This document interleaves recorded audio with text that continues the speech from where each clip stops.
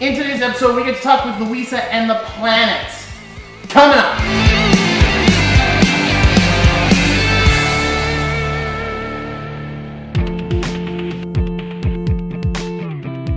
Hey guys, James Martin here from Match Cut Media and Promotion. Today we're talking with Louisa and the Planets. I'm Louisa. I'm the lead singer of Louisa and the Planets, and I also write most of the songs and play guitar.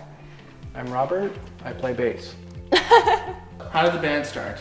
We all got together through the director of our music school, and originally Robert wasn't in the band, it was another person, and then we had our drummer, and we all met because at the time the bassist and I were students there, and the drummer was a junior instructor, so the director brought us all together and we became a band.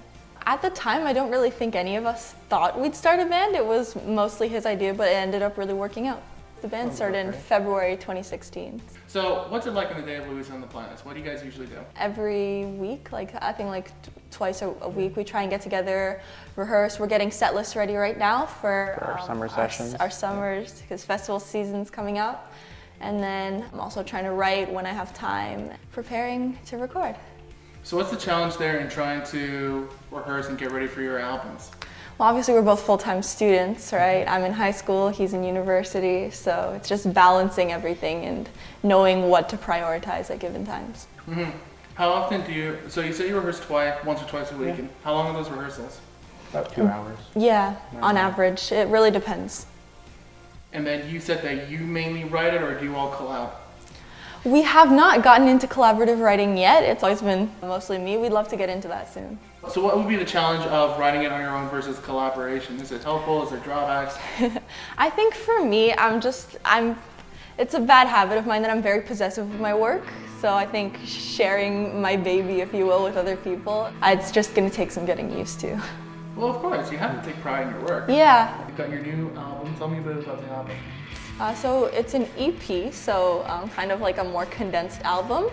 There's going to be around 4 or 5 originals on it. Yeah, we're hoping to have studio time ready by around June. Or we're trying to get it out before the summer's done. Nice. Yeah. Finishing up and wrapping up. So let's say someone is kind of that type of musician, whether they're a teenager or young adult, that they're probably just, they like taking their piano or their microphone or whatever, they just jam out in the room, do their own covers, but they just want to start making that leap of faith to make it serious. What would you recommend to be the start? I would say start playing with people.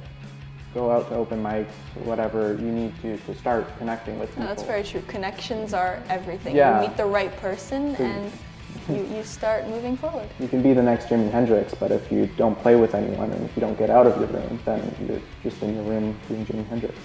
Mm-hmm. So would you say that also making that presence online is as important? Yeah, definitely. It's all about connections, yeah.